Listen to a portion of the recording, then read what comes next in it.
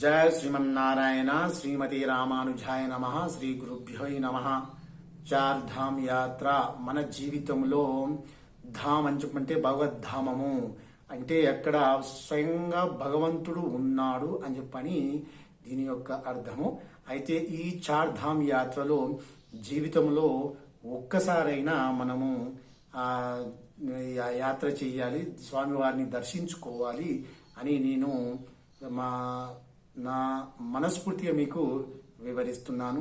ఎందుకు అని చెప్పంటే మన జీవితకాలం అంతా కష్టపడుతూ ఉంటాము, ఎన్నో తప్పులు చేస్తాము. మన పిల్లల కోసమని, మన భవిష్యత్తు కోసమని కొన్ని చెయ్యరాని తప్పులు చేసుకుంటూ ధనార్జన చేస్తూ ఉంటాము.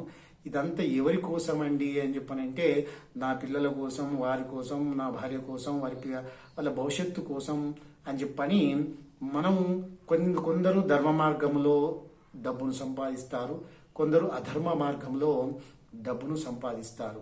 అయితే వీటికి ఏమిటి అని చెప్పంటే మనం చేసిన తప్పులకు కానీ, మనం చేసిన పాపాలకు కానీ, మనం చేసిన కర్మ ఫలితాలకు కానీ మనమే అనుభవించాలి. మీ కొడుకులు, కూతురులు, భార్య కానీ ఎవరు ఈ యొక్క పాపాన్ని మీకు మీ ఖాతాలో వారి ఖాతాలో వేసుకోరు, ఎవరు షేర్ చేసుకోరు. కాబట్టి ఇది మన పాపాలను కడుక్కోవాలి. అంటే పాపం చేసి కడుక్కోమని చెప్పడం లేదు నేను. పాపం చేయకుండా ఉండి ఈ చార్ధామ్ యాత్రలో ఒకటైన పూరి జగన్నాథ్ యాత్ర, ఇది కూడా మీరు చేస్తే బాగుంటుంది.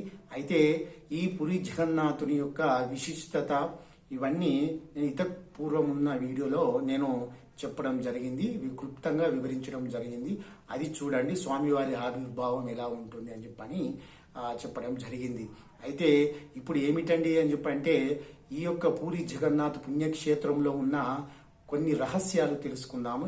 ఈ రహస్యాలు ఏమిటండి అని చెప్పనంటే పూరి జగన్నాథుడు అంటే ఆలయ గోపురం మీద ఉన్న జెండా ఏదైతే ఉందో అది వ్యతిరేక దిశలో గాలి ఇటు నుంచి ఒకవైపు వీస్తూ ఉంటే ఆ దానికి వ్యతిరేక దిశలో అది జెండా రెపరెపలాడుతూ ఉంటుంది.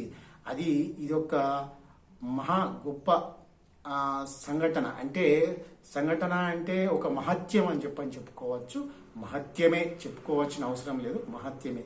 తర్వాత రోజు ఉదయం సూర్యుడు ఉదయిస్తాడు. ఎక్కడి తూర్పున ఉదయించి తర్వాత పడమర హస్తమిస్తాడు అంటే పని మనం చెప్పుకుంటాము.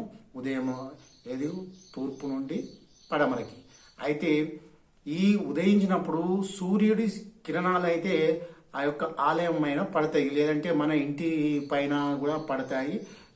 లేదా ఏదన్నా దేవాలయం ఏదన్నా పడినప్పుడు నీడ అనేది వస్తుంది. ప్రతి ఒక్కరికి నీడ, మీరే ఒక ఎండలో నిలబడినప్పుడు సూర్యరశ్మి తాకినప్పుడు మీకు నీడ అనేది వస్తుంది. అయితే ఈ ఆలయానికి నీడ అనేది కనిపించదు. అంటే మీకు ఈ సూర్యుడు ఏ దిక్కున వచ్చినా కానీ, ఎక్కడి నుండి వచ్చినా కానీ ఆయనకు నీడ అనేది, ఆ ఆలయానికి నీడ అనేది కనిపించదు. ఇది రెండో మహత్యము. మీరు స్వయంగా వెళ్ళినప్పుడు మీరు చూడండి, 2 గంటలకు కానీ 3 గంటలకు కానీ ఉదయం 10 గంటలకు కానీ ఉండి అక్కడ చూడండి. ఇది నేను చెప్పడం కాదు, అక్కడ ఉన్న మహా గొప్పమైన ఒక రహస్యం ఇది.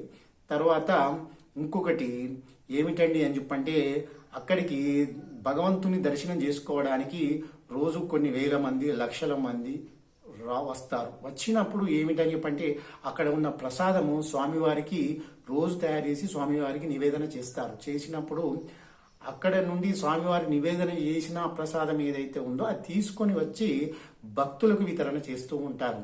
అయితే చేసినప్పుడు ఆ రోజు వాళ్ళు క్యాలిక్యులేషన్ చేసుకోరు, ఈ రోజు ఇంతమంది భక్తులు వస్తారు, రేపు కొంతమంది వస్తారు, కొన్ని లక్షల మంది లేకపోతే కొన్ని వేల మంది వస్తారు అని చెప్పని అనుకోరు. ఎంతమంది వచ్చినా కానీ ఆ యొక్క ప్రసాదము ఆ యొక్క వండిన పాత్రలో నుండి ఖాళీ అవ్వడం అనేది ఉండదు. లాస్ట్ చివరి ఎవరైతే భక్తుడు ఉన్నాడో అతడు లాస్ట్కు వచ్చినప్పుడు అప్పుడు మాత్రమే ఆహారం అనేది, ఆ యొక్క ప్రసాదం అనేది అయిపోవడం జరుగుతుంది అని చెప్పంటే ఎక్కువ కాదు, తక్కువ కాదు, ఈ రెండు సమానంగా ఉంటాయి. ఇదొక్క మహత్యం.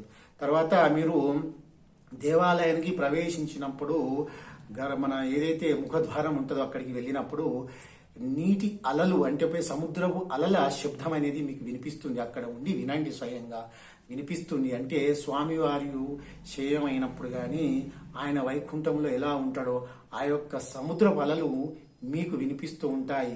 కాబట్టి ఇది 4వ అద్భుతం అని చెప్పుకోవచ్చు.